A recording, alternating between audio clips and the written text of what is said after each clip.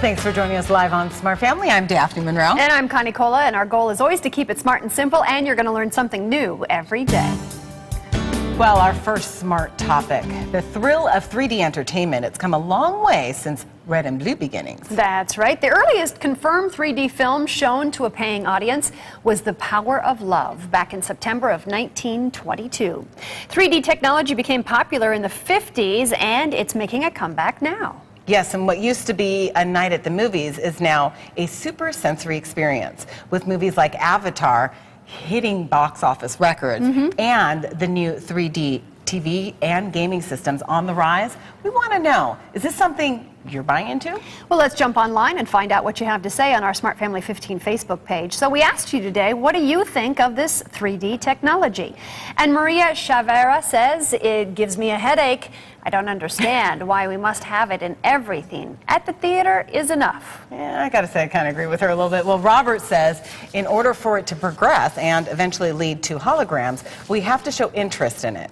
I'm all for it. It is time for us to move from 2D to 3D and beyond. Can you imagine hologram TV? Would that be the Oh, coolest? that's freaky. Yeah, beam me up, right? Well, join the conversation. We're at facebook.com/smartfamily15, and we're reading your comments right now. You know, we love to hear your comments, so here's a question for you. We wanted to know, is 3D TV really worth the money? Well, ABC 15 investigator Joe Ducey found out some buyers are just lukewarm to it. You feel like you're part of the action. When you have the glasses on, it's really something that, you know, you're focused on, you're engulfed in the experience. Christopher Lewis with Best Buy gave us a demonstration, flying through the Grand Canyon and rafting down the Colorado River. But do you want to spend $1,500 or more on a 3D TV?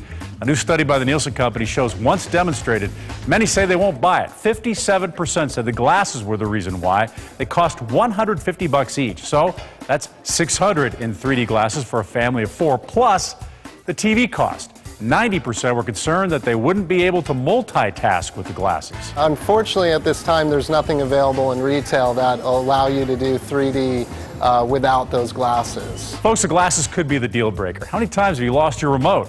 You have kids? Imagine those glasses being sat on and crushed.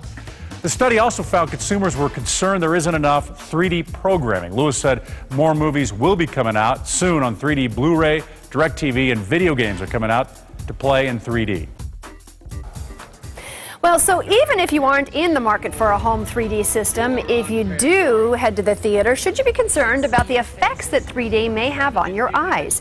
Here to give us more is VSP optometrist Dr. Tina Cooley-Staley with Val Vista Vision Center in Gilbert. Nice to see you. Thank you for having me. Well, first of all, I think a lot of people wonder if this is bad for your eyes. Are there long-term studies at all on this, and what's the verdict on it? Long-term damage has not been proven, and the American Optometric Association actually released a statement that 3D viewing is safe for all audiences, and it actually could be a blessing in disguise because it could help to identify undetected vision problems. Let's talk a little bit about that because, you know, sometimes when people, in fact about 30% of people, really when they're watching that 3D technology, start to get dizzy or they get nauseated, and that actually could be a sign that there's a bigger issue there. Right.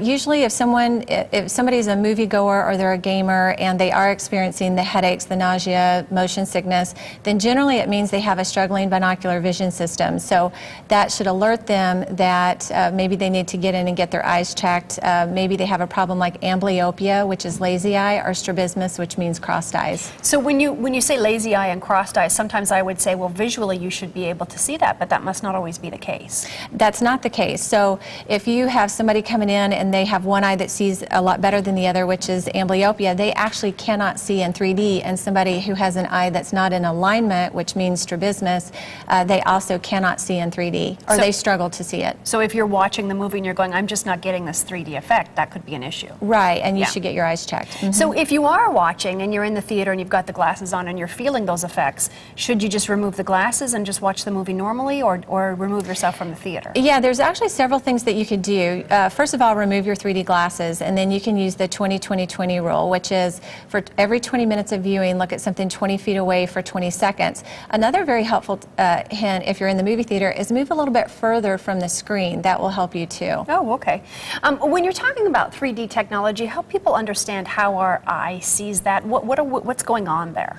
Well, all 3D technologies work essentially the same. Whether you're watching TV, watching a movie, playing a video game, 3D technology engages our binocular vision system. So with the 3D effect, the right eye and the left eye are presented with a slightly different image, and our binocular vision system will have to focus those images, align the images so that the brain can fuse the images for that perception of 3D. Yeah. So when you're altering the way your eye would normally see, at this point you're saying with what the studies are that are out there, there really doesn't seem to be any long-term effect. But it's interesting to see how this technology is really starting to evolve. We're seeing it in video games and TVs. Right, right. Yeah, so we just have to kind of keep an eye on it, but if we've got issues, go in to see your doctor. Right. All right. So nice to have you here. Thanks so much for being with us. We appreciate it. Thanks. Want to give you just a couple more of those symptoms just so that you have them if you're just tuning in on what 3D TV could do to your vision if you're having some issues out there. It's always a good idea to basically take a little bit of a break, that 20-20-20 rule that she talked about, if you're feeling nausea, headaches, dizziness, or fatigue when you're watching 3D. Just keep an eye on it, but the long-term damage right now doesn't look to be too extreme. Dr. Tina Cooley, Staley, thanks so much for being with us. All right, if you'd like more information, head to our website, abc15.com. Click on the Lifestyle tab at the top of the page.